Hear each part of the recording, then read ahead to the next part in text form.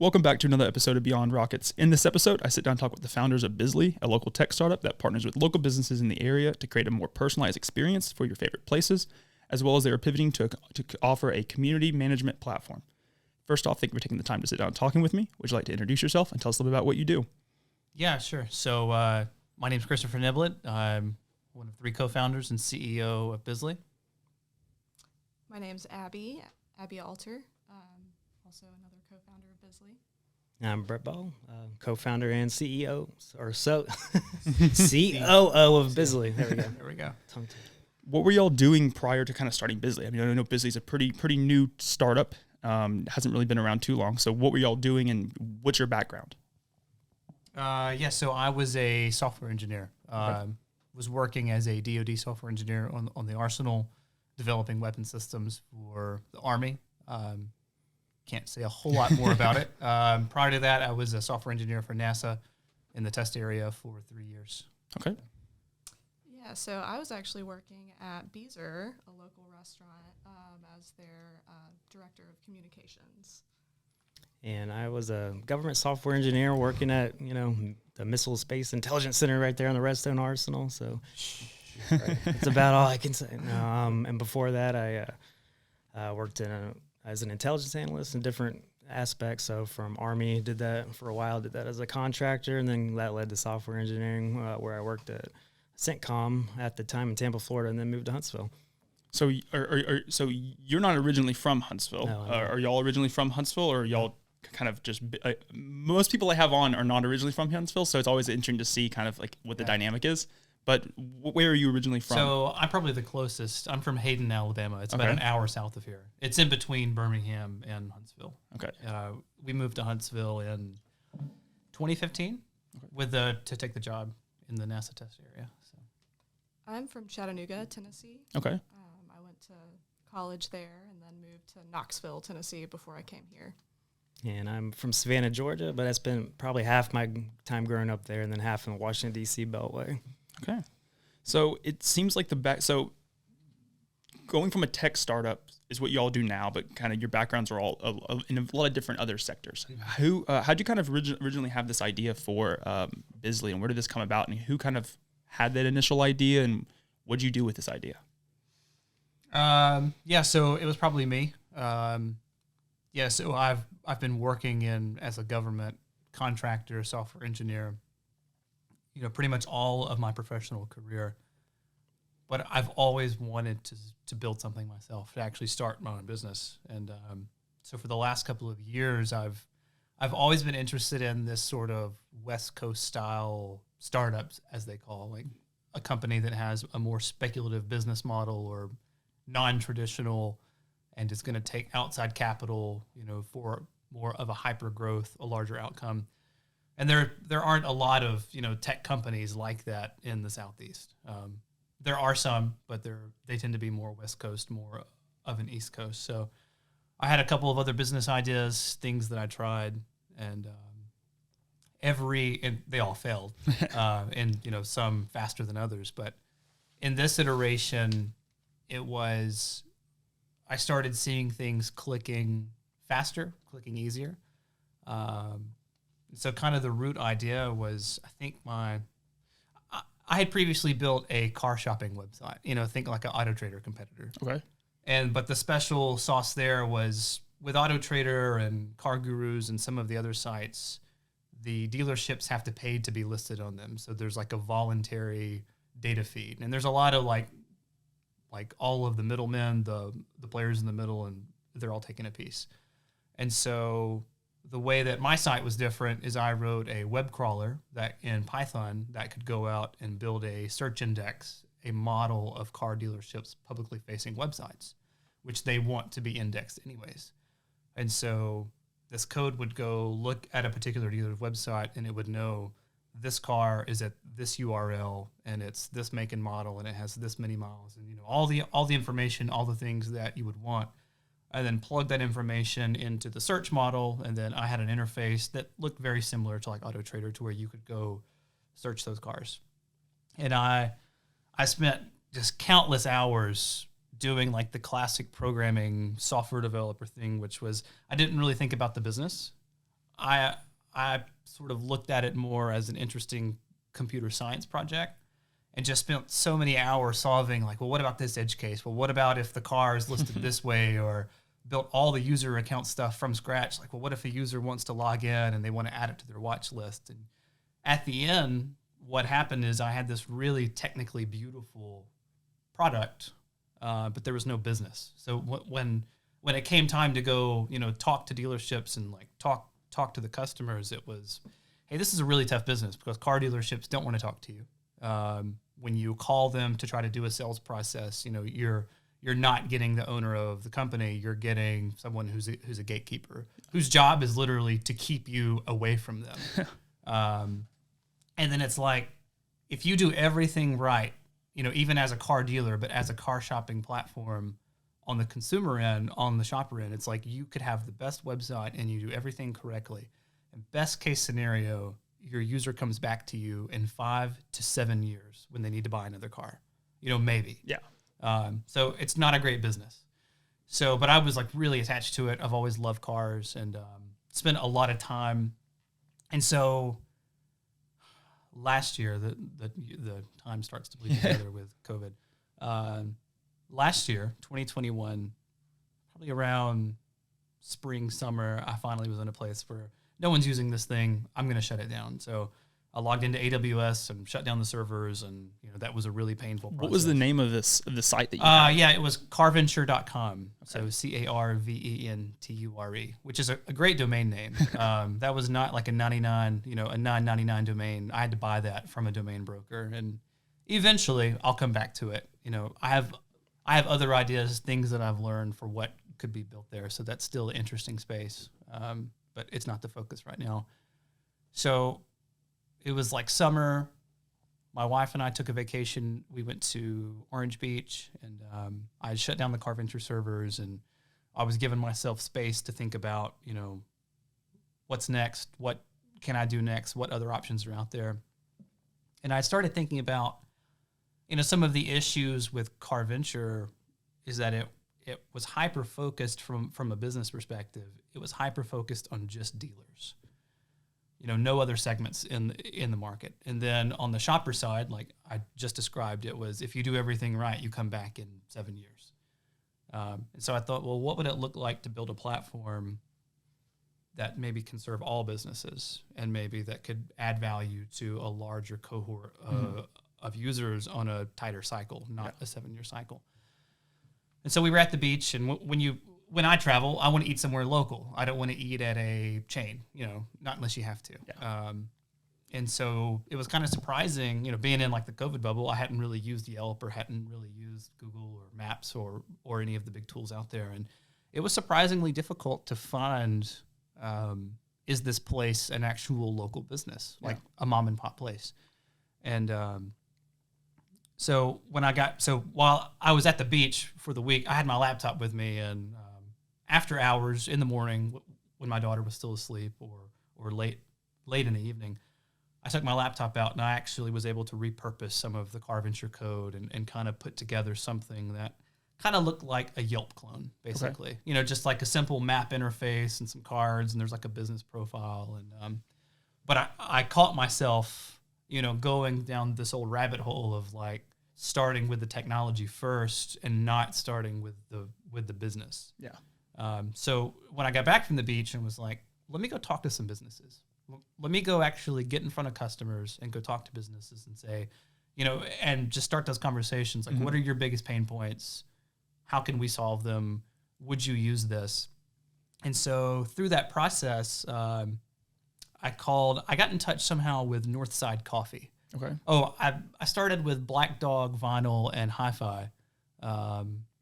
Grounds and Sounds now is what they're called in Madison. That's Cliff and Leslie. It's a really cool spot. They have coffee. They have records.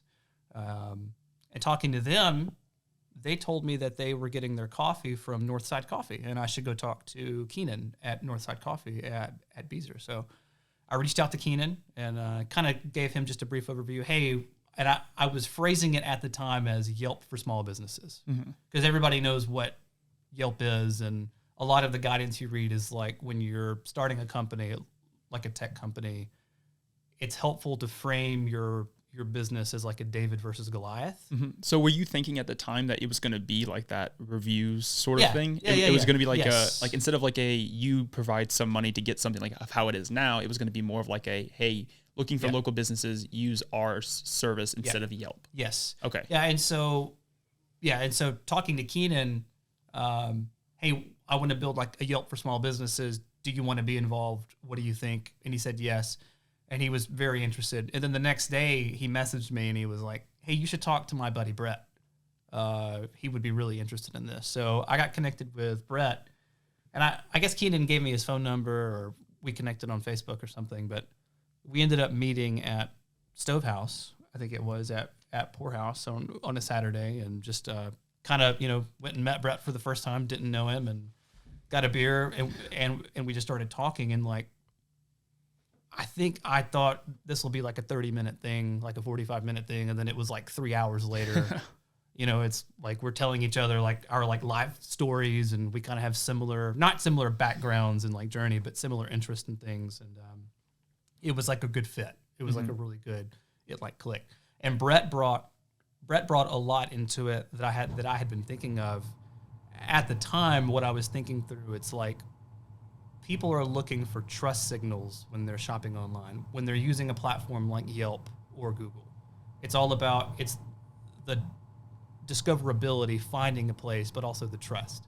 And they implement that with like the 5-star rating system. So it's like quantitatively, 3 is a different number from 4, 5, like stars. Yeah. But qualitatively, what does 3 stars versus 4 stars really mean? Yeah. And there's like a lot of, you can go watch the documentary and go read stuff about Yelp and their bad practices. But it was like, the insight there was like, I was seeing people on Facebook ask for, hey, I just moved to town, or I'll be in Huntsville, for like a week. Like, where should I go eat? Or can anyone give me a recommendation of a roofing contractor? Yeah. So it's like people are looking for trust signals. And so Brett knew this whole world with his rocket fuel HSV, this whole world of like influencers, like all the foodies. And so that would probably skew towards all positive stuff, but that's fine because the mission is to help small businesses. Yeah. And if you're running a small business, the last thing you need is someone trashing your business. A bad Yelp review. Yes. Yeah. Like even if you go into a business and you do have a bad experience, it's like, maybe the owner was sick, or like maybe it was just like an off night. So there's like asymmetrical power there of like, you go post a bad review and like the impact that can have on a small business when it's like, that's a really small sample size. Anyways, so Brett had all this experience in the influencer space. And so we were thinking through like, okay, like what if it's like trusted guides in a local community who could help, not have a 5-star, but maybe it's just a recommendation, trying to bring in that as like the source of like trust. And then it was like, let me keep talking to businesses. So I called Beezer. I actually worked in sales for a while, so I love the whole outbound like sales process. Mm-hmm. But I called Beezer, and they were like, "Yeah, sure, you can talk to our director of communications," which was Abby. And so the phone call with Abby started as a sales call. It was like me pitching Abby on why Beezer should work with us and join our platform. But then Abby, starts talking through the call about like, she's designing an app for Beezer, or talking about the UX and like user stories and like the interface and building an app. And she's, studying a master's program and this stuff. And at some point in the conversation, I was just like, Abby, I don't know you, but please don't take this the wrong way. But like, what are you doing working there? Like, you're talking to me about like user experience, app design. So did it click with you at the moment? You're like, did you see at that moment that she was going to be another addition to the team? Oh, yeah. No. Like, yes. It was as soon as like there was a shift in the conversation where I was like, this person is very talented and is working very hard, and they're trying to do these things in the context of the small business that may or may not be fully appreciated like they would in a different organization.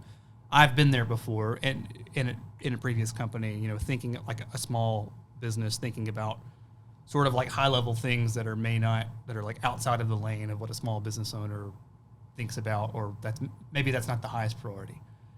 And it was like I shifted the conversation to where instead of me pitching Abby about why Beezer should join, it was like, hey, you should come work with me on this. Did you, Abby, during the conversation think like this seems like a good fit for you at the time too, or were you still kind of like, what, like I enjoy what I'm doing, I'm okay with what I'm doing, I just want to finish school? Like, what were you thinking during the conversation? Yeah, I mean, where my head was at for that was, I'm super busy with grad school and full-time job, all the chaos of starting a new business, which was Beezer, because they opened in January last year, so they're still really new.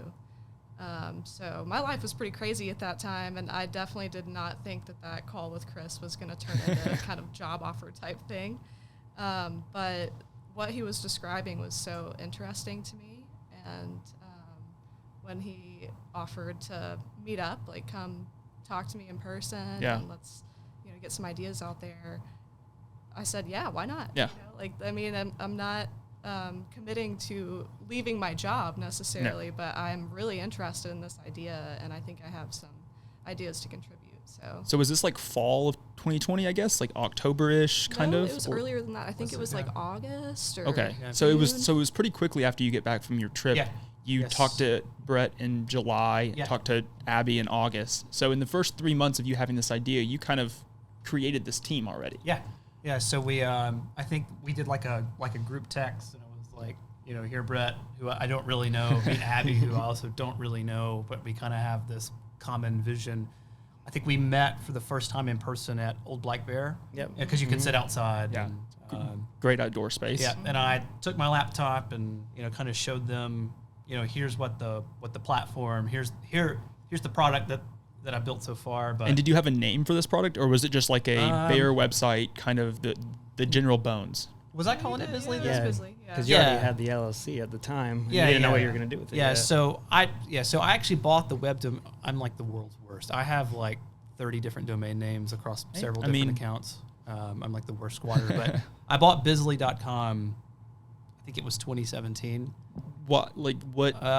So at the time, I was working at a small business in the construction industry, and we had a big problem around timekeeping. It was like I got put in the position of, hey, here's my timesheet to go plug it in, but the people who were giving me their timesheets, it was like, here, I wrote my hours down on this napkin that's like stained with like, and then this other person would be like, oh, I texted it to you, or oh, I sent an email. And I was like, and they had some very specific things around like job cost accounting. So they were running construction jobs. So if you're a project manager, you want to know how many hours and from who and at what labor rate are tagged against which job. So in 2017, you kind of like, okay, I'll go and get this domain because it kind of fits with what you were doing with that. Right. And then 3 years down the road, you're kind of like, oh, Bizzly. Yeah, so I just kept it because it's a great domain name. Of course. Bizzly.com. I actually also own Bizzly.ly, which is that's a Libya domain, but it's a 3-letter domain, so that one's very desirable. And so kind of did the timekeeping as like an early iteration of like, hey, what can I build as a tech startup? And that did not work out. But I kept the domain name because I was like, this is a great name. In the future, I want to do something with it. Yeah. And it just seemed to fit with this whole like Yelp for small businesses. So you sit down at Black Bear, you're pitching them on this, like they've already kind of invested their time into it. They all see the vision, they see what you're kind of doing, but this is the first time you're actually showing them some sort of product. Yes. With the backing of, like, is this the first time y'all are seeing Bizzly, or did he already talk to you about like what the name is Bizzly? Or did you just like, oh, like, by the way, I'm thinking this is going to be called Bizzly? No, we knew the name already, but we hadn't seen the mock-up. He had talked a lot about it. I have it already, but we hadn't seen this. So this is the first time we've ever seen the demo at Black Bear. Okay. So you show them this thing, and is it just like everyone's light bulbs go off? This is the best. This is it. Or what kind of input were y'all giving to him with this product that he's able to show you at its first initial stage? Yeah, I mean, for me, I'm always thinking about stuff from the user perspective. So I got a graduate degree in UX at UAH that I just finished up, and that's always kind of been a huge part of any job I've had, is thinking about the product or service from the eyes of the end user. So when Chris started talking about the idea, my head goes to, okay, how can we make this into something that people will actually use? Yeah. Like how can we change that mental model of when you want to go write a review for a business, get them to not go to Yelp Yeah. and go to us instead. So ideas started flying around, and I think it was another one of those conversations where we probably all walked into it thinking it would be pretty quick, and it was like a couple hours later. 3 or 4 beers in. Oh, Yeah. man. Oh, what time is it? I got to go home. Yeah. Like, so it's early, it's August maybe. Yep. You've pitched this idea to them. They've seen this first product. What was the next step that you took? So we were all still working full-time jobs Mm-hmm. at that point. And so we were just sort of, it was still like, let's keep talking to businesses. Let's keep getting feedback. And I had learned that just from the last thing you can do is go write software. And even today, like that is even like, if you're watching this podcast or you're listening and you want to do a tech startup, especially if you're a software engineer or you have coding ability, don't write code. Don't start with code. Start with talking to the customers first. Do you think it helped that you already had some code back, like some sort of general, there was the bones there originally before you kind of like had, so like it wasn't like you had to, like you had some sort of mock-up, but you also didn't have so much into it that you had to then backtrack to fix things. Yeah, so it was helpful only from the perspective of, here's an idea that I'm talking about, but it becomes more clear when you see it. Yeah. Because we actually didn't use any of that code. Like all of that got scrapped. Okay. Yeah, like that's another lesson that we've learned is like you have to be. There's a guy named Dan Sullivan who was like the founder of a company called Crowdly, who I used to listen to back in like 2015. He did a lot of sessions with the Harvard iLab, it's an innovation startup lab, and he always talks about, you know, don't fall in love with the button, or you have to be prepared to throw the whole thing out. Like you cannot fall in love with the product, which is another way to say that is like be long on the vision, but short on the implementation or how you get there. Yeah, and I think it's important to like to hear too. I think it's like people listening that they do want to do is startup. Like you were looking at getting the input of these businesses and seeing what they want, because then you're able to create sort of a game plan of, okay, like I want to make sure that I include these things, or like, okay, well this company mentions this. Well, I don't think we should do that as a separate feature. I think that should be a grouped in feature with this other idea. Right. So you're able to kind of go around, and so kind of you're able to go around. You're able to collect this in September. You start working on the next sort of step. Yeah, so I don't remember what date the podcasting happened, or what month that was, but the whole Jason thing. Yes. But prior to that, we were just like we were doing texting each other and like Zoom calls on the weekends or whatever. And at some point, I had the idea. I was like, this is a crowded space. Like there's like Yelp, and there's Google Places, and then it's like there's a bunch of apps in town and like all over the country. It's like everybody has this idea of a discovery with like a map and some cards and like different iterations on that. I was like, this is really crowded. Like, how do we differentiate ourselves here?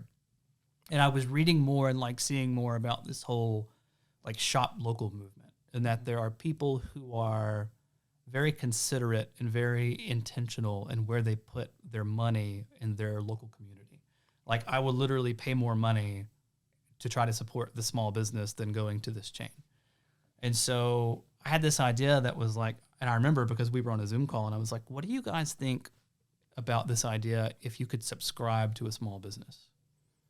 Like an Amazon Prime, but for a small business. Or like you subscribe to Netflix, wouldn't it be great if you could subscribe to Northside Coffee? Yeah. On a monthly basis. And it was like, holy shit, that's a great idea. And it just kind of clicked, and it was like, that's very compelling, you know, because no one's really doing that. But it's also compelling from a business standpoint, because when it's a group on Google Places, Maps kind of search, that's more on the discovery aspect, which is like you're either new in a place or you're in a place and you're looking for somewhere to go, maybe for like the first time. But that kind of feels a little bit like the car thing, where it's like there's Not a very 5 year often, set. Yeah, it's not a repeatable problem.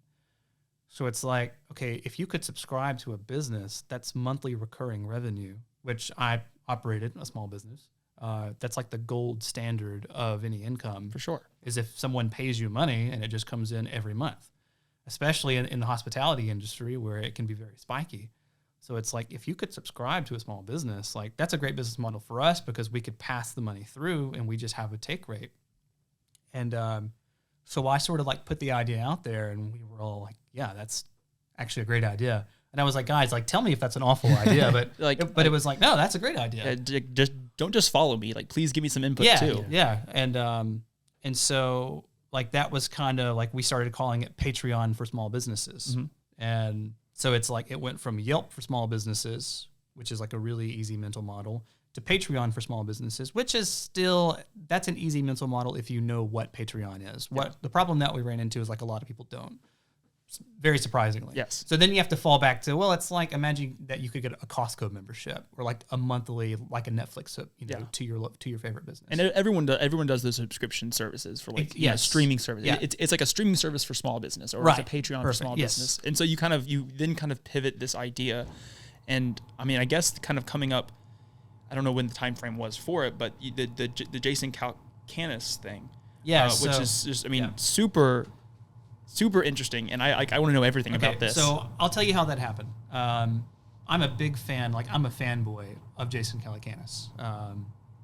They say like never meet your heroes, but I've talked to him and he's great. But I followed Jason for years, specifically on his podcast, This Week in Startups, because they were doing it several times a week, and it's like high quality content. And a lot of like the tech industry, especially more of like the West Coast, East Coast startup, like there's like a common thing where it's like no one will tell you that your idea sucks because they want to be nice to you because people are nice. But then also they want to maintain the optionality to do something with you later. So it's like if I'm an investor and you have an idea for an app and you're telling me about it and I'm thinking, wow, that idea sucks, I'm not going to tell you that. Because if I tell you that, it's going to make you mad and you're going to remember. And in the off chance that in the future I'm wrong and your idea is great and the market loves it and I want to invest, you're not going to talk to me. So it's like no one gives candid feedback. No doors are closed. There's always keep the door open. You just never know. So it's like they won't tell you no. They'll say no for right now, but keep me in the loop. Or that's an interesting idea. But Jason is like one of the few people who will just give like super candid feedback. Tweeting and like writing about it, and mainly on the podcast. So like I had known that I wanted to do like a quote unquote tech startup, and this guy is like out there giving just giving great feedback and like telling you what really happens and like here's what they won't tell you. And so we had this idea, right? Patreon for small businesses, Bizzly. It's got a great name. Everybody tells us it's a great idea. And so Jason announces that they're doing a program called Founder University. And so they have done Founder University in the past, and pre-COVID, it was like you sign up for it. It's a 2-day thing where you fly to San Francisco, and they have like a conference room, but it's like a 2-day class. There's no equity, there's no investment, it's just learning. And it's like, you may have an idea for a business, or you might not, or that you want to do something. And so doing a tech company requires different muscles from like a brick and mortar. Like you have to change your mental model. So within 2 days, we'll give you like a crash course on how do you validate ideas? How do you think about that to like grow your muscles? So that's the value from the person going to the class. For them, it's all about deal flow, because it's like they do something nice for you and they meet you early on in the hopes that if it does take off, you'll give them an opportunity to put money into it. So with COVID, everybody has gone full remote. Everything's done over Zoom now. So they did their Founder University. They sort of remixed the product, and now it's going to be like a 12-week program, fully remote, with Zoom calls twice a week. Wow. And it's free. It was actually $700, but if you attend all of the live sessions, because they were going to limit it to 100 places, and they had thousands of people want to do it, so they wanted to make sure the ones doing it were actually serious and not taking up a spot for someone else. You pay the $700, you do all the work, do all the sessions, and at the end, you get a refund. So I was in Founder University, and even if I didn't get a refund, it was still worth it, because the networking alone was just incredible, but all of the advice was just super tactical. So I'm doing Founder University. I'm probably 4 weeks in at this point. And then I follow Jason on YouTube. So they started doing something really neat where they use a product called Restream. So right now we're recording this podcast. You could use Restream, where you could actually stream the session out live to YouTube and to Facebook and to other platforms. And so your fans can like watch it happen live. And as someone who's like a big fan of that podcast, you know, I've listened to like every episode. That's really cool because you can see all the behind the scenes of like, here's the producer saying, let's try that again, or like, or, you know, try to take it from the top. Yeah. So I get the notification that they're going live with the podcast. So I'm working my regular job and I like to go listen to it. So I'm listening to them do the podcast recording on YouTube, and they do the episode. And at the end, they're all just kind of talking, and they start talking about Founder University, their program. So on YouTube, you can get in the chat. So people are talking to them in the chat, and they'll like read the responses and like talk to you back. So I drop into the chat and I say something like, hey, I'm actually in Founder University, or like, don't forget about Founder University. And then Jason stops, and I'm watching this happen. He like looks at it and he goes, oh, Christopher Niblett, you're in Founder University? And I commented back, and I was like, what's happening? And I was like, yes. And he was like, oh, that's cool. He was like, do you want to come on the podcast right now and talk to me about it and tell us about it? And my heart rate just instantly, you know, because I'm at home. It's the middle of the day. I'm doing work stuff. So I'm like, okay, let me shut down my work computer. Let me go put on a shirt that looks half decent for for a webcam. So they send me the link, and I basically hop onto the stream. So here I am on a webcam talking to Jason Calacanis and his whole team. And he's just asking questions about, you know, like, how do you like the program? How's Founder University going? Is it valuable to you? You know, and then he's like, what's your business? What are you doing? And I was like, oh, we're building Patreon for small businesses. So I didn't even tell him the name because the name is not important. And so I knew what was going on in the moment on some level because he's looking for deal flow for other companies to put money into. So when he asked, what's your business? I knew enough to know very concisely say it's Patreon for small businesses, which is very compelling. Yeah. And then he goes, oh, that's a great idea. You know, because I told him, like, you can subscribe to a local taco place and get $2 tacos all the time. And he was like, that's a great idea. And then he starts asking questions like, you know, do you have co-founders? What's your background? So I'm like, yeah, I have 3 co-founders, or there are 3 of us total, which when you're building a tech company or like building a startup, that's a really good sign. That's one of the indicators is, can you recruit people to buy into the actual vision? Like, because like having it just your idea is great, but when you're able to make other people have the same idea as you, it's like, okay, this is a value. There's value added. In this. Like that starts to be indicator. That's a checkbox. Yeah. Like, is there something? So he's over there. He's just like, okay, check. Yeah, so he's like checking boxes, and I know this is happening. And then he's asked my background, and I'm sure to drop in, you know, hey, I'm a software engineer, and I know Angular, which is a web development framework, and I'm using this other service as like a no-code backend to save time. Checkbox, checkbox, checkbox. And so what caught me off guard, though, is he goes, well, that's super cool. He was like, how about this? He was like, how about I put $25,000 into your company for 1%. You go form a Delaware C corporation. We'll wire you the money, and you can have me on your cap table. And I was like, yes, absolutely.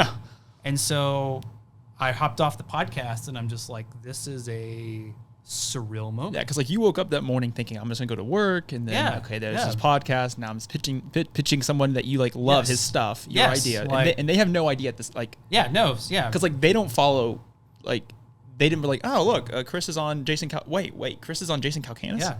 So I forget. I probably called my wife first because she was out doing something, and I called her, and it was just like a holy shit moment. I don't know if you're good. We can curse, but I called them, and it was just like, okay, this just got real. Because $25,000, it's all paper money. Yeah. It doesn't matter. But $25,000 for 1% implies a $2.5 million valuation. So it's like, oh, did we just become paper millionaires? Like in the sake of like one conversation? Yeah. It's not like it's in your Robinhood account. So was this like September, October, or when was this? This was probably November, October. Yeah. Maybe early November. Early November sounds right. Yeah. And so I call them and tell them, and I mean, what was your reaction I mean, to be totally transparent, I had no idea who this guy was. Yeah, I've you're like, never really oh, been- someone just gypped you. Like, come on. Yeah, like, I mean, I 25,000, like, good idea. I at that point trusted Chris enough to know that it's like a big thing. Yeah. He was all excited about it, so I'm excited about it too for him. But I had no idea who Jason Calacanis was. I've never been involved in the entrepreneurial world or tech startup world. But when he tells us like, yeah, so now we have a valuation of $2.5 million for this company, then I'm like, wait, whoa, wait, like I can understand that. This is like, month. This is month 3. We've been Right. doing this together for, I mean, since August, really. Right. Yeah. The team was formed. So like, you're 3 months in, and you're like, yeah, $2.5 million. Yeah. Yeah, so it was like a very real, like, okay, this is actually a real idea. This Yeah. isn't just us like casually chatting about this cool thing we might do one day. It's like, oh no, shit. no. Now we're doing this. Yeah. So what was your thoughts of it, Brett? So that day I was actually at work. So I worked in a clear environment, can't have our phones or anything. You know, I walk out at 3 o'clock and get to the car, look at the phone, and it's like, oh, you know, Yeah. it's like, okay, I guess we're doing this. But yeah, we hadn't been working on it that long. I expected it would take a year or two to get to that point, right? Right. Like, yeah. especially like, I don't know, we talked about it a little bit off air, just like the tech startup scene in Huntsville isn't really, there's no, like, and you even mentioned it, there's a lot of West Coast, a lot of East Coast Right. tech startups, but Huntsville is not really a tech startup thing. There's a lot of Right. smart people here in town that could easily do Well, a tech startup if they wanted to. I have theories about that. And so to me, talking to a buddy of mine who's at the I2C, who has a marketing company, Carl is his name. Carl and I talking, like, kind of my theory there is like Silicon Valley is now known as a tech company, but I think back in the 50s and 60s it was known as a defense sector. Like, It's kind of the same. right. So it's like Huntsville looks a lot like looks a lot like Silicon Valley in the 50s or the 60s, in that you have a lot of really smart people with all the right skills, but they're all working on government projects. Yeah. And so Huntsville, you know, I'm from an hour south of here in Hayden, Alabama. You move here and it's like a different world. On any given street, it's engineer. You know, transplants from all over the country, from all over the world. So maybe we're probably comment sold is like the earliest version, but I definitely think we're in like that early wave of, Yeah, for sure. I hate to not to use the word trickle down, but it's like an after effect of, you have a lot of smart people working on government contracts, and it's like people start to organize and they have the capital and like the time and the expertise to try to pursue other things. Yeah. So you all get this, like, he tells you this, okay, we have a $2.5 million evaluation. We just got 25,000. You're all, I mean, I'm in shock just hearing the story, and I wasn't even a part of it. Yes. So what was the next sort of thing that kind of goes Right. about and happens? So a lot of things happened at once. It was a really kind of an uncertain time, actually. So in a lot of ways, when that happens, of course, that is an all-star moment. Oh, also because Jason's staff, they have several different media properties. They've got This Week in Startups, they've got The Launch, they've got the Founder University. He has so many, you know, probably hundreds of thousands of followers on his personal account. What happens is, for the podcast, because this is what they do, they clip that moment and they turn it into sound bites. Yeah, and then it's on every single little And it's on piece every of- platform. It's on Twitter, it's on LinkedIn. So you're everywhere. It's on TikTok. It's out. Okay. It's on TikTok. So, and they linked back to me, and they linked back to our website. And so for like 72 hours, my phone is just nonstop notifications, ding, ding, ding, ding, ding, ding, ding. I mean, just crazy. So that was really intense and like really stressful. And so it went from like, we think this is a good idea, to like, wow, this might actually be like a really good idea. Yeah. Like that's market validation to some degree. But I knew enough to know, I started freaking out because I knew enough to know that if they're putting money into this as part of their due diligence, it's like the expectation is that you're going to be good stewards of our capital, and you're going to work on this, and you're going to make a return. And what's implied there, but also required, is that you work on this full time. Yeah. So $25,000 is a lot of money, but it's really not a lot of money in context of a business, especially when you have 3 people, you know, who all require salaries. Yeah, and who are all had full-time jobs. Because we all had full-time jobs, and so it's not like we're, you know, 19 years old and don't have kids, and you can, you know, eat cheaply, and, you know, I have a mortgage and a 3-year-old and obligations and things, and they're similar. And so talking to launch, that's Jason's group, talking to the launch people, we were going through the process of like talking about the terms, and I got on a call with their program manager and like one of the analysts on a Zoom call and kind of showing them what we had, and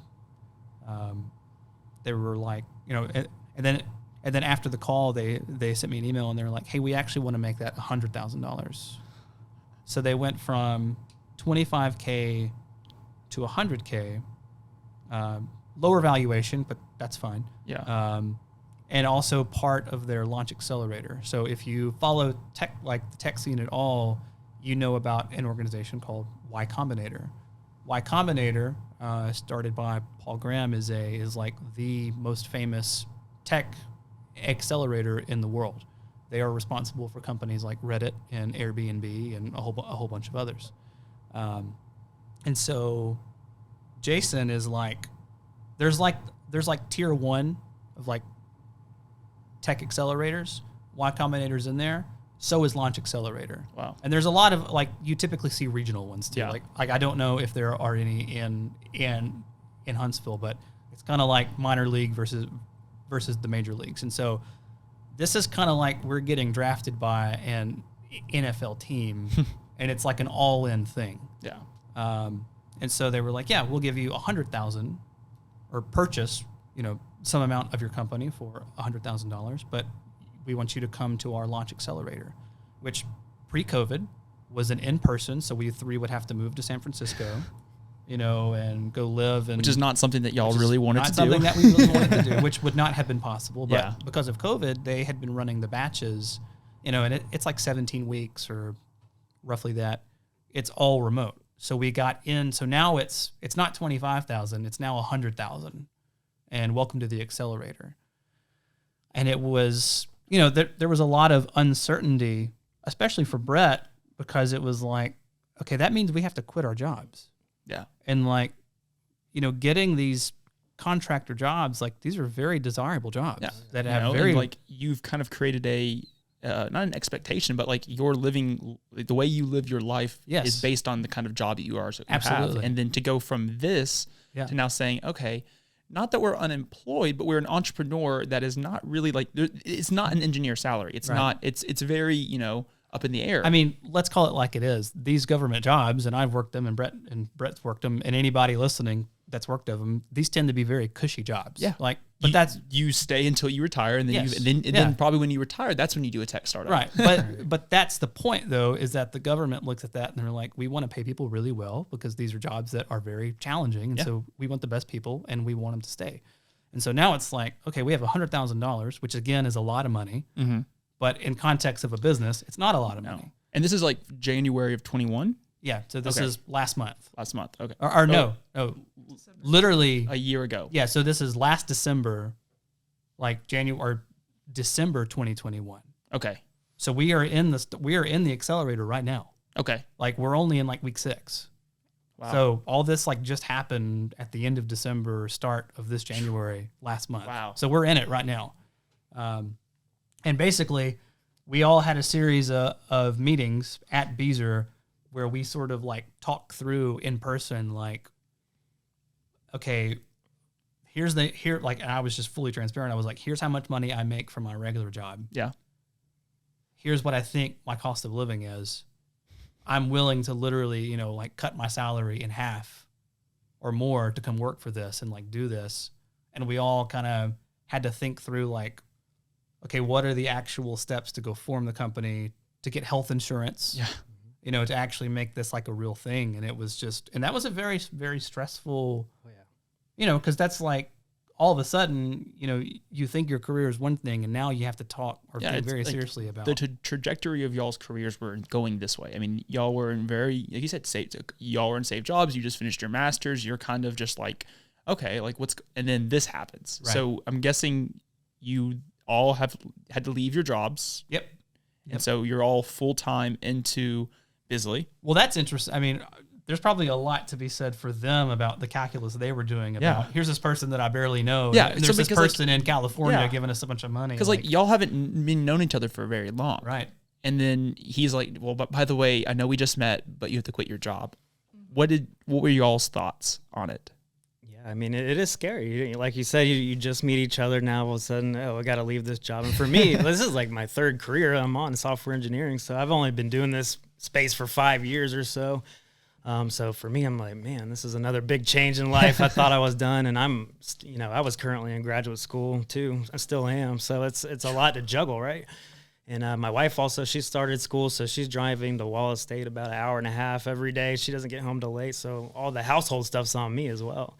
And so I was like, wow, this is a lot to swallow. But that was kind of when we were talking, and okay, if I'm going to do this, we got to figure out the benefits, because my wife was in an unfortunate car accident a little over 2 years ago, so she still requires pretty extensive care. And I said, I can't let that drop, so what can we do? And I remember sitting at Beezer in the top conference room area, and we were talking, going through all the numbers, and me and Chris looking, because the thing about business insurance, you have to at least have 2 people on the same policy in order to get it. And luckily, or I shouldn't say luckily, but one positive effect of my wife's car accident was I knew a lot about the health insurance industry and knew how to navigate that. So me and Chris are going on the numbers and like, yeah, we think we can do this. Yeah. And what was crazy is our brand new company that we found out we need health insurance through Blue Cross Blue Shield, the same exact stuff we got through our employer, probably even better, Yeah, no, that was, because I had worked doing the dime keeping and stuff in a previous company, but I didn't know, what does health insurance cost? Yeah, there's so many different hats you wear when you start a company from the ground up. And, you're trying to, there's the map is here's where y'all are, and then the rest of the map's empty. And you're like, good luck. Yeah, no, yeah. Just figure it out yourself. You might go this way, but this might be the wrong way. But you're not going to know until you get halfway down. Back it up. Everyone turn back around, and then go this way. So and do it in a quick enough cycle before you run out of capital. Yeah. And so you're navigating these, you're holding 3 or 4 different hats and trying to navigate all this. What was your thoughts? I mean, you just finished grad school, and you're kind of then now, okay, by the way, you have what was going through your head? Yeah, it was a funny time for me because the last little bit of grad school was insane. Lots of finals and late nights and still juggling a full-time job and household stuff. And so getting the news of okay, now it's time to consider quitting your job. And it's just a whole other thing to think about. It's oh my gosh, my brain is so overloaded right now. And I was definitely excited for sure. First and foremost, excited about the idea, overwhelmed. And I guess I kind of knew to some extent that I wouldn't always work at Beezer. Yeah. I was very happy there. Yeah. I didn't have any need to get out and go to the next thing. I was kind of pioneering UX for restaurants, which was a fun little project to work on. But this whole idea just sounded a lot more compelling, and just the idea of being part of something that I can really believe in and building it from the ground up is really just an offer I could not say no to. Do you think that for all y'all, do you think that the idea of the unknown excites you and kind of makes you willing to do the things that are really uncomfortable?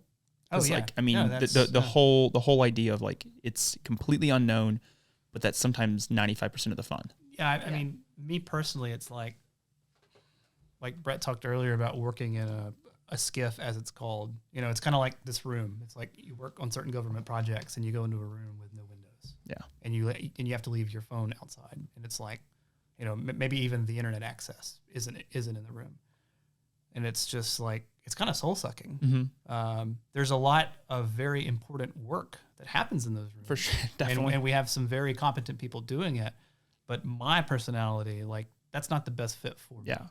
I am very much I want to go take some risk. It needs to be calculated risk, but I want to go take some risk because I want to build something, I want to do something either for myself or as a team, but have a real material impact in the decision. You're driving the bus, the decisions you make influence where the bus goes. For sure. Versus if you're just riding in the bus, it doesn't matter if you hit the seats or Definitely. What. Yeah. And so in this moment, it was hey, the bus is here. Yeah. We're all driving. Yeah. It's the bus is here 30 minutes early. Or a year early. Are you on or off? Yeah. So really in November, this past November, you all kind of get ready to kind of exit your jobs first of the year. Yep. You have moved and actually have an office space over at the I2C. Yep. Yeah. And you, is that community at the I2C kind of helping you? Like you said, it's not that blank walls like we're sitting in right now. Right. It's very. I mean, I've been over there. I helped with their studio when they got it up over there, the podcast studio. Like their space is incredible. Do you think that space kind of helps, even in those tough days when you're going? You're like, this is a lot. This is a lot of stuff that we're having to do. But like having a space that is somewhat inviting. I mean, it's not like bare walls, and you're able to kind of be creative. Do you think that space helps kind of your creativity flourish? I do, but my whole thing is like, I heard someone say, when they're actually, it might have been Jason. He makes the argument of like in the remote world, which is great because we can hire people who work all over the world. Yeah. But there's something about like when you think about the iPhone, like these products and services that are like 0 to 1, that are category creating, not a 10x better, but like unlock whole new categories. These types of products, it's like when you think about the iPhone, do you think the iPhone could have been built by a fully remote team? Yeah.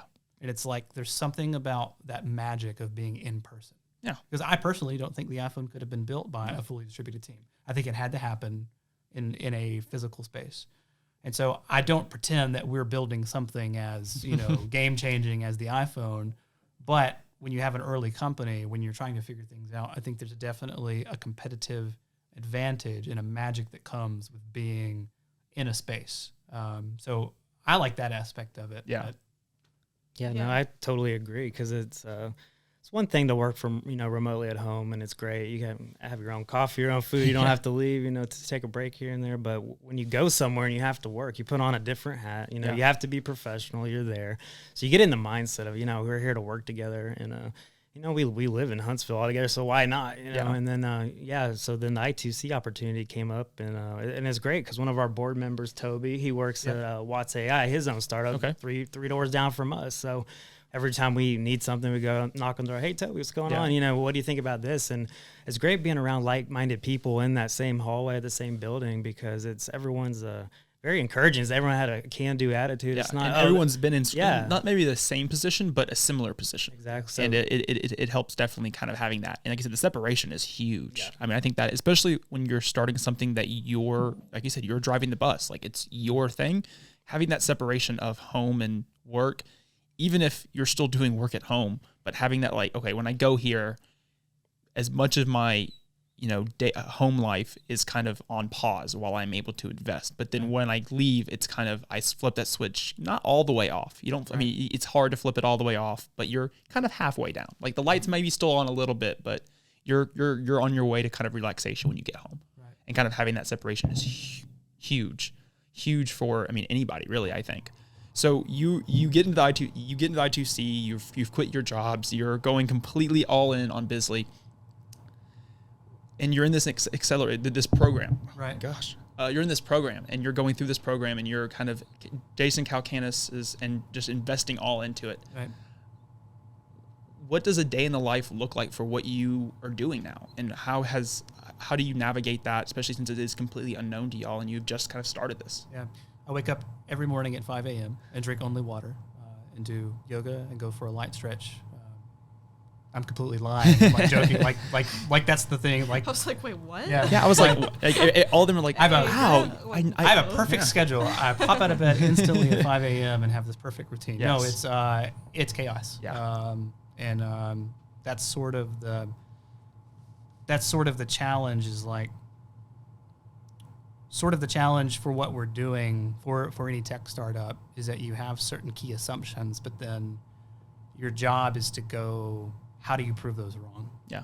Like, how do you prove those assumptions wrong? Because you're betting the farm on them. And so it's all about, there's all this noise, like all this noise in the world and in the market. And it's like, how do you find signal? Like, how do you look at this and how do you plot points so that you actually find signal in the noise? So that's like that's the super high level process of what we're going through. And that can mean literally like on Friday, we're talking about one thing or working on one thing. And then Monday, that's a whole different thing. That's no longer relevant. Yeah. And I had been prepared. Like I knew going into it from what I had studied about startups that's how it works. Yeah. And from my personal experience, like doing the other things, I don't know. I'd be curious to hear Abby and Brett, like coming from a more stable environment, like what is that experience like when it's like, hey, I know that we just spent an hour walking in that direction, but we actually have to turn around and go back. Yeah. Like, because I mean, it sounds like you kind of maybe always knew that you would do some sort of entrepreneurial tech, some sort of, company from the ground up. You've done it before. You kind of want to do it. It's always kind of been your passion. But it sounds like for y'all, it never really, maybe it crossed your mind, but it wasn't necessarily I've been invested in this. I've learned about this. I've been studying this for a very good amount of my life. Like I love this. I'm soaking it up. So for you, it was completely different. How is that kind of how has your mind wrapped around what you do on a daily basis? It's kind of weird. Grad school is kind of similar. It's this like crazy, like lots of work, different classes and projects and things. And then working in a brand new restaurant, you also get a little taste of that because you're like, okay, we're gonna work on this thing, and then next meeting next week, scrap that. Like, no, we don't have time for that anymore. We've got to work on this now. And so there's a lot of change of pace kind of involved in the line of work that I'm used to. But so I guess there's a little bit of similarity there. But I think the biggest shock for me is just focusing solely on the UX stuff. Like I've loved UX for a long time, even before I knew it was a thing. That's something I've always kind of tried to achieve in all of my past positions. And generally, it's just been a small part of what I do. And I started kind of building it up a little bit more at Beezer. And it started working, but I also had to wear a lot of different hats there. And so it was just a small piece of my job. So now I just finished grad school and just came out of the first job where I'm exploring UX and now tossed into full-time UX. Yeah. So it's been really fun. Definitely challenging. Yeah. And the environment's kind of different because you've been to Beezer and it's loud and chaotic and lots of people. I2C is not that. It is it's calm. work. very quiet. It's kind of like you quiet. come here to work and you create, not like there's not as many distractions. Right. Yeah, which is nice. Yes. I mean, especially for the three of us, like putting our heads together and just getting to work on stuff. So. What about for you? Yeah, for me, it's been a welcome change. I worked in government environments my whole life, so working kind of in the private sector for the first time ever, and I knew what I was getting into because my family in Savannah, they own a furniture store that turned into a multi-use facility, sort of similar to Low Mill here. And so I knew how hard it was to start your own business and, how much work was really required in the old saying, you're going to work more for yourself than anybody else is 100% true. But what they don't tell you is it's a lot more fun to work for yourself. So it kind of keeps you motivated. And the thing I love about it is challenging. We go in the morning and, we could get a phone call and that changes the whole course of the day, so you never know what you're going to walk into. I think that's kind of the whole, almost the motto of Bizzly is like, it only takes one moment to completely change what you're doing. Right. And that's what it was for, like when you got on this live YouTube, you did not think you were going to get 25,000. You did not think that 2 weeks later you'd get 100,000. You didn't think in 2 months you were going to be quitting your job, and you didn't think in the first of 2022 you'd be all together working at I2C as in a tech startup. Right. Like it takes one phone call in one moment, and it's just always being ready for the moments, but not knowing when the moments are going to come. Yes. And it's a complete that's how you describe luck. That's luck is like it's a mix between opportunity and preparation. Yeah, because I always ask the question. I always ask how much of y'all's success, and I kind of want everyone's input. Like, how much of y'all's success thus far in this short time, from just meeting a few months prior to now doing this, do you contribute to being in the right place at the right time, and how much do you contribute to your hard work? I think maybe it's 50-50. Okay. Because, it's the preparation, but that's not enough. Yeah. It's the preparation. There has to be an opportunity, a window, an opening in the market or with the right people so you can actually, and then you've got to have the resources to go out and actually execute and actually do something. I'd say it's a 50-50 split for me. Yeah, I was going to say probably about the same for me. I've always been a very hard worker. I've had a job since I was 16 and just have always had to work. So that's always been a constant for me. moving to Huntsville was not something that I planned. I never honestly Glad wanted I'm to here. move any further south than Tennessee. I wanted to go somewhere glamorous, like Europe or whatever. And Huntsville. But then my husband got a job as an archaeologist here. So we moved, and it was mildly against my will. I was excited for the change, but then I just, at that time when we left Knoxville, I was a bartender. So I thought, okay, I'll just pick up bartending again. Yeah. And then kind of quickly realized, like, you know, I have this opportunity to develop myself, and every new city I would think about moving to, I'd look through the grad programs that they offered at whatever university. And then I stumbled on UX as a grad program at UAH, and reading about that was probably the first time that I knew that was an actual field. Yeah. Like it was something I had tried to articulate for a really long time. Like, this is what I want to do, but not really knowing the name of what this is. Right, like, what is this? It's, I want to do this and this. You're like, you know, it's kind of UX. Have you heard of that? Exactly. Yeah. So that just clicked for me, and I was like, oh my gosh, this is exactly what I've been wanting to do. I didn't know this was a thing. This is awesome. So I applied, and immediately got accepted, which was great. I didn't have to take the GRE, which was something that was holding me back from grad school for a while. Thanks, COVID. So yeah, I enrolled in the program at UAH, and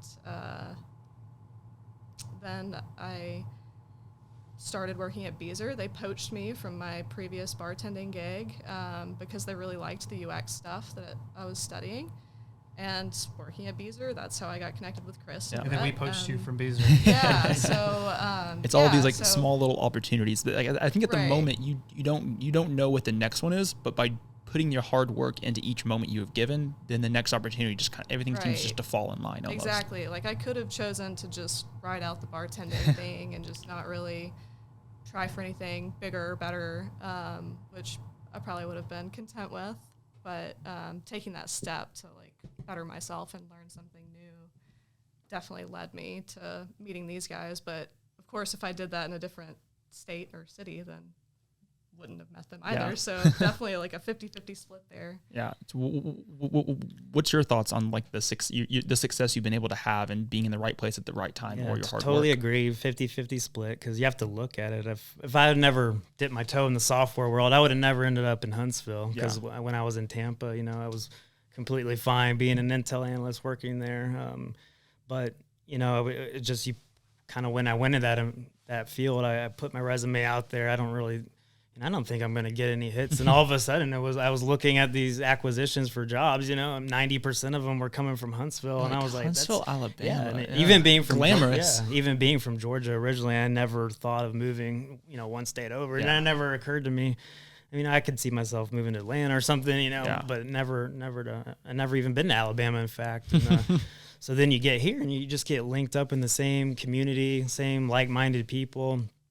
People, you know, really don't have an ego on their shoulder yet, so everyone's willing to help you and show you things. And I think it's because, like, I mean, Huntsville is, I wouldn't say that we're new to small businesses, but definitely in the last few years has small businesses become a way bigger of an impact and like a priority in people's lives. Right. And I think with the timing of what you're doing, like you said, I mean, the timing is a lot of it. You know, it's 50% of it. But unless you would have had the know-how and the skills for your prior jobs that y'all have had, and the hard work you've been able to put in with those, Bizzly wouldn't have been a thing. Right. And then with the small businesses growing in Huntsville, Bizzly just kind of almost like plants itself and like, hey, here we are, and here's how Huntsville's kind of almost grown around it and kind of is continuing to grow. Yeah, and another thing about the timing is, you know, we just came out of are still coming out of a 2-year period where we've seen a lot of small businesses we love have to close. Yeah, which is COVID hit them so hard. And so that Edo and Madison. Yeah. I miss it every week. There were a lot in Chattanooga that I loved who had to close down. So super sad, but I think that's another really strong point for Bizzly to come in and give small businesses a way to, you know, survive times like this. And then also the users are, you know, ready to do something about these small businesses having to close. So we talked a little bit about it earlier, and I kind of want to bring it back up so we can kind of sum up people won't be listening to the whole thing. Like, the story's incredible, but what is Bizzly more? And like the opening statement, I mean, we talked about a little bit about personalizing that Patreon for small businesses, but now you've kind of starting to pivot. Can you tell me a little bit about what that pivot looks like? So what we figured out And this, yeah.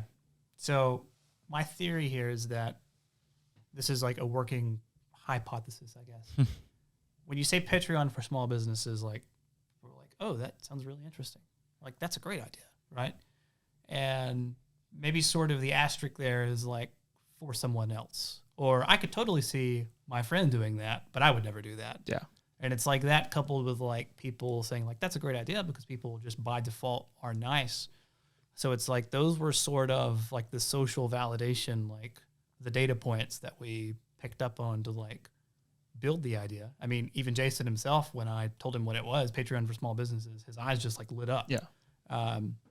So what we're finding though is that it's risky. There's a certain degree of risk there that we did not fully appreciate first. And that is framing it as just Patreon for small businesses. That implies a couple of things. And those are like, we don't have direct access to our paying customer. Mm-hmm. The paying customer is the small business's customer.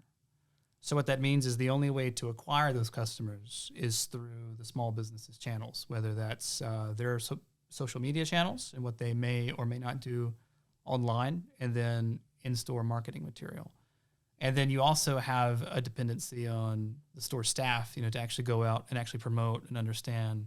So it's like there's a lot of degrees of separation between us and getting dollars to come in. And we set it up in such a way that when the money does come in, we only keep a very small portion, much like a Patreon. Yeah. So there's a lot of risk there. And you're also having to change consumer behavior to some point, because it's like they know that they can subscribe to Netflix, but there is a value, like there is a utility there. Like, hey, that's the utility is like on Disney Plus, you have all these awesome things to go watch. Yeah. When you subscribe to your favorite local coffee spot or your local favorite restaurant, it's like the thought process from what we had seen, or what I had seen personally, was that I thought it was a more of an altruism thing. It's more like, I'm going to subscribe to this small business on a monthly basis for $9 a month because I want to see them win and I want to see them succeed.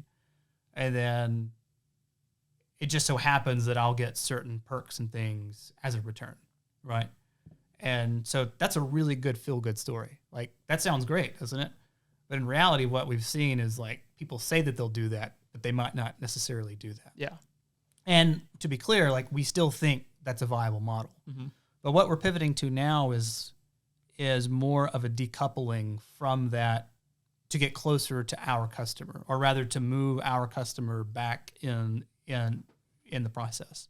So like the core value is all about, or like the core idea of Bizzly is all about, you're a small business or you're any business, and what's valuable to your business is a community, is you have a group, an audience of loyal customers, loyal fans, followers. And so it's about building tools to help you monetize or tap into that community in ways that you had not thought of previously. So the problem with that is small businesses, there are certain degrees of, we'll say, it's a level of understanding of that opportunity. You go talk to one small business, and when you're pitching them on this platform, you've never thought about this before. Like, your business is you sell coffee, or you sell food, or you sell some widget, and that's all you think about. Your whole world is around, how do I move more widgets? And now we have to convince you, hey, we want you to keep doing that, but we also want you to adopt this whole new top-line revenue thing, which is monthly subscriptions, which you could arguably do without us, but here's why you should do it. Mm-hmm. And second thing is, choose us as your technology partner. And so all of that risk, and also back to the altruism thing, it's like we wanted people to like not necessarily do the math. It's like when you subscribe to, like, I'm not in a country club, but if you're in a country club or Patreon, like you're a podcaster, right? Do you have any people I have a Patreon, and I've had one. I don't think I have anybody. But do you pay like, okay, so if you do, you can imagine that is not a financial arrangement, right? Like, no one's going to give you $9 a month because they get some kind of a utility, or it's more of like a feel good thing. Mm-hmm. But there's something about, and so we were like, the more that we can position it towards that and less around Groupon, we basically don't want people doing the math, because it's like that's not in the spirit of what we're trying to do. But what we figured out is that people do the math. And even more than like doing the math of like, will I go there X times to save Y money on like Z discount or whatever? It's like, we've also figured out there's a social component. It's like, will I subscribe to this business? Not only am I doing the math, is it a good deal? Am I going to go there enough with the people? Because eating out, going to a restaurant is a social thing. Yeah. So it's like, are my friends going to do this? Well, they're not doing it, so I'm not going to do it. So that being said, there are businesses out there that brick and mortar small businesses where having a paying community is very much a thing. Like wine shops, for instance. It's very common for wine shops to have a wine club where people pay an annual membership or a monthly membership. And also breweries. Breweries will typically do like a mug club. And so what we see, though, is that that's just one segment, or that's one piece of the market. There are other markets that are also very compelling, like content creators. Like we just talked about Patreon. Like you are a content creator. You're making a podcast. There are folks who make YouTube videos and post to Instagram and also do the podcast. And they have an audience. They have a following. And so there are also there are other tech startups. So like there's a company, it's a tech startup that went through the Launch Accelerator prior to us. They're called Soul Savvy. And I love this so much because this is the best illustration of the most defensible thing you can build in business is a community.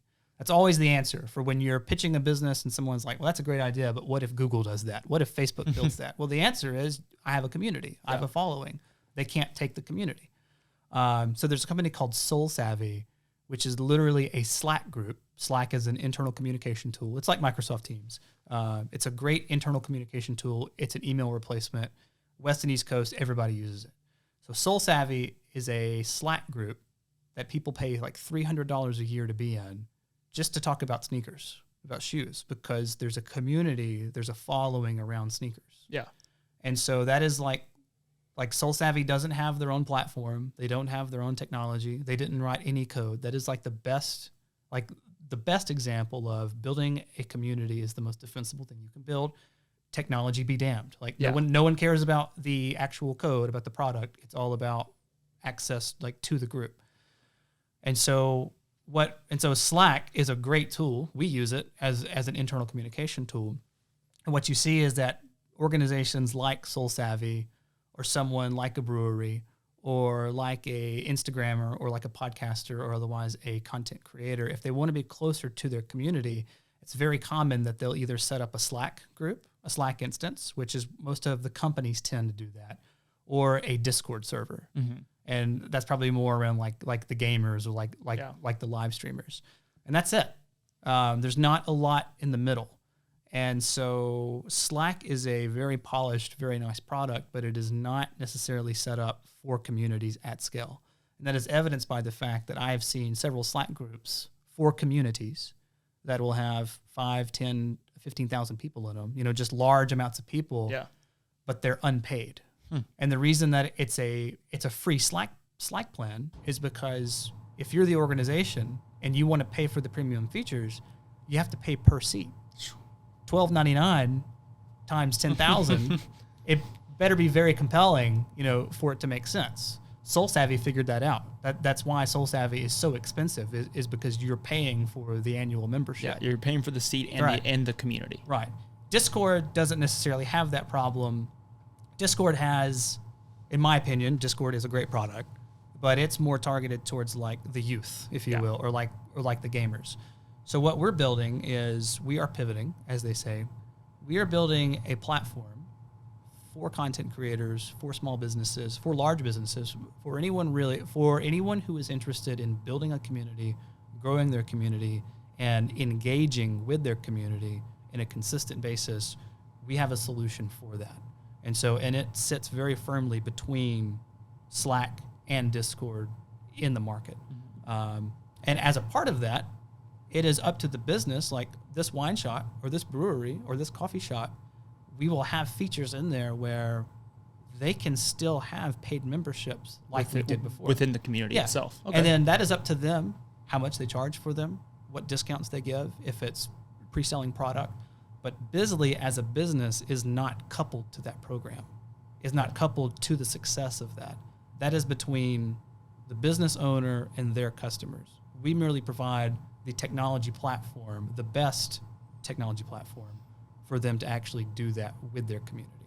So it's a pivot in that it's we are decoupling from our partner businesses in customers, but it's in the same direction in that it's all based around community under the thesis that community is the most defensible thing you can build. Yeah. Well, I mean,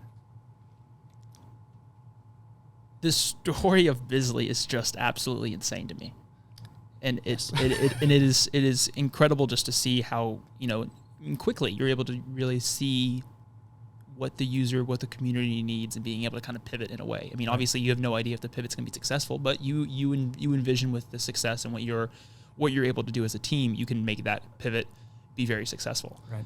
I feel like we're going to have a conversation in another year and have you back on to talk about, you know, how's this last year been? And like, I mean, you're so new in it. How can the people that are listening, either watching on YouTube, listening on wherever they get their podcasts, support you and kind of stay up to date with what Bizzly is doing? Yeah, you can find us online at bizzly.com.